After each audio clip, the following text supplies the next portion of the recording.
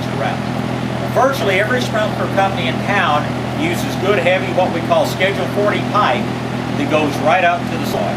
But from there on, they use this cheapo thin wall stuff that's called Schedule 200 that is a much, much lighter weight pipe.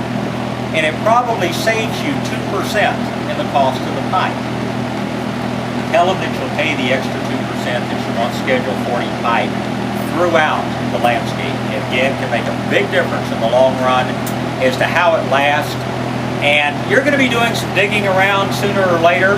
I have a magic iron digging bar, and I promise you if I throw that thing up in the air, it will come down, point down on top of the largest water pipe in the landscape. So go, to the very slight extra expense of, putting a little bit heavier pipe in like that. Secondly, or fourthly, or whatever else, in choosing materials, same thing goes for fencing. Go with a good quality fence material. If you plan to put raised beds up against the fence, always remember that you need to create an airspace between the fence and the bed. Don't ever just pile soil all the way up to it or it will rot just like other wood will. When you look at your home, you may be tempted to create raised beds around your home, especially if the rock is this far underneath the surface of the soil. But when you look at your home, the slab comes up to a certain point and then your siding starts, whether it's synthetic siding, wood siding, stucco, whatever else. You absolutely can never ever come above the level of the concrete. In fact, you should always stay at least an inch or two below the level of the concrete with any soil that you bring in and with any kind of beds or anything else that you build. As for two reasons, well, it's really one reason, is to keep the moisture out. But with moisture, you always have the potential for termites.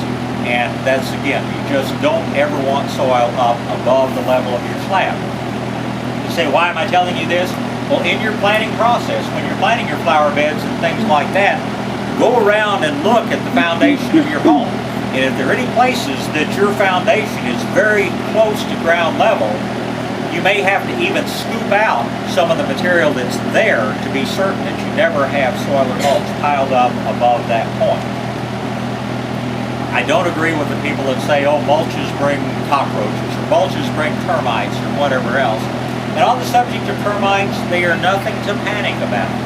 If you don't have a few termites in your yard, I hate to think of what kind of toxic chemicals you have. And I mean, you go out and lay a piece of wood down almost anywhere, a piece of untreated wood. If you don't have, within 6 months' time, if you don't come back and find termites starting to eat into it, there's something wrong with your soil, because termites are everywhere. And in effect, they are our friends. They are what break down dead material, dead wood. The earth would probably be 40 miles deep in dead trees and things like that by now if the termites weren't eating it. Termites are a problem if they get into your building, your home, your fence, whatever else. But just again, a couple other things about termites is, other than this new Formosan termite, which hopefully we won't have to deal with in this area, the termites live in the ground. They do not live in the wood, they do not live in your home. That's why we call them subterranean termites.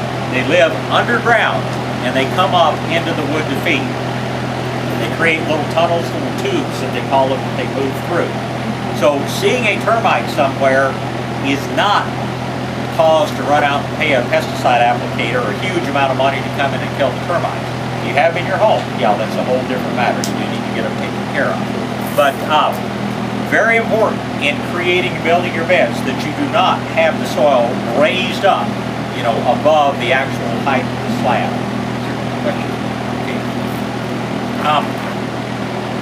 Again, I told you about, put the power out there, put the hydrants out there. I love to see a yard with lots of hose bibs, if you will, a lot of hydrants in it, because you're going to find that you never ever want to rely exclusively on your sprinkler system to water things. It's either going to break when you need it the most, or else you're going to do some new planting, you're going to put in some new beds, whatever else. You're going to have to do some extra watering to get those things established. Because while your existing landscape may go a week or 2 or 3 between waterings, if you plant something new, you're going to have to water it by hand. That even goes for shrubs. We see problems, especially this time of year. People that plant shrubs and trees, and then, 3 weeks later, they're looking really bad, and I say, well, you didn't water them. They say, well, the sprinkler system runs every 3 days. Well, number one, that's way too often on the sprinkler system, and sprinkler systems are made to water grass. You're not getting water down to the roots of the plant. It costs very little additional in the planting stage to stick 4 or 6 or 8 extra hydrants around, and believe me, you will use them. You can actually put the hydrants below ground if you like. It certainly makes them more frost-proof and out of sight. But the day will come when you're going to be really happy that you can hook a 25-foot hose up there and water your new bed, your new tree, or whatever else, instead of having to hose from the house or something else. Our book of gardening definitions we talked about defines the hose, I think, a totally safe and effective scythe that's used to level plantings. And how many times have I seen people with impatience drag the hose out and look back, and everybody knows what I'm talking about. You know, plan plenty of places for access to water out, you know, in your landscape. Okay, we can start talking about a little bit more of the fun aspects of landscape design. First thing we do is get the house located on the property. We've made notes of where the shady areas are, where the sunny areas are. We've made note of any existing trees or other vegetation that we want to save. Now, like I say, don't feel married to anything. I mean, if it's a heritage oak or something like that, yeah, I'd sooner see you move than cut that down. But if it's an old ash tree that is the end of its life, a tallow, you know, a China berry, or heaven forbid a silver maple or some of this crap that builders plant, getting that plant out of the way is going to be the first thing that you really need to do to get started on your landscape. But you've got your drawing laid out, you've made notes of what vegetation you want to save that's in there. Then we can start in on the fun part of planting your grassy areas and planting beds, and that's where your hose comes in. You're drawing in these beds, you're drawing in your paths, you're drawing in your walkways. You're making notes of, you know, special features that you want to have in the landscape. And at this point, the first thing that you probably ought to think about what you're going to plant is going to be your trees. And I always think that the trees are the first thing that should go into the landscape. Number one, because they're the slowest to grow. They're going to take the longest time to develop. And number two, they may be one of the more expensive things that you put into the landscape. But when you decide where you're going to put trees, again, and the thing to do is many times to use, it's not, I guess you could call it a tracing paper or whatever else. But start with your basic plan that's got the layout of the lot, got the home, got the permanent features on there. And then when you start playing with drawing things in, just do an overlay. Put this down on top and start, you know, drawing on top of it.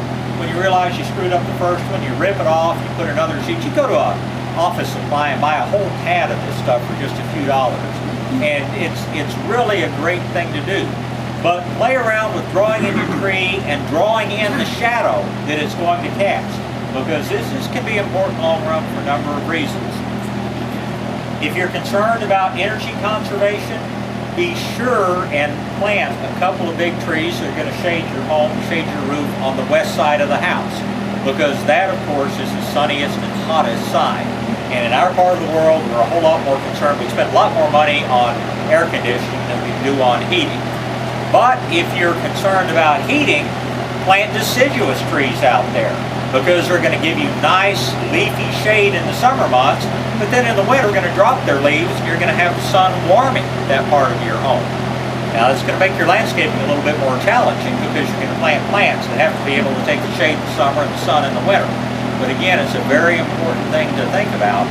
And again, if you're not sure how big a tree gets, ask the person that's going to provide you with the trees or whatever, ask what size they're going to grow to, and trace in the canopy, trace in the drip line of what those trees are going to be. If you live in a small home or a garden home, you can forget about most of the trees that you're familiar with. Probably the biggest mistake that people in this area, and the lots are a little bit bigger around here, but an awful lot of people planted pecan trees early on. And an average pecan tree is big enough to shade 3 lots long term as it grows. And remember that your neighbor, if you have anything cascading over your property line, your neighbor has